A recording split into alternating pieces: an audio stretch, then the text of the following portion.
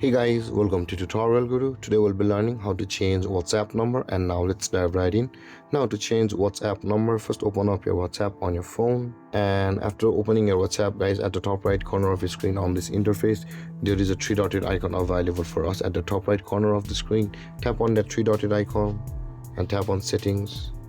And over here, guys, at the top of the screen, you can see there is the account option available for us. Tap on account, and over here you can see there is the change number option available for us just above the request account info. Tap on change number, and over here you will be required to read these informations, and let's tap on next. And over here you will be required to enter your old phone number of your WhatsApp account, and at the below you'll be required to enter your new number of your WhatsApp account.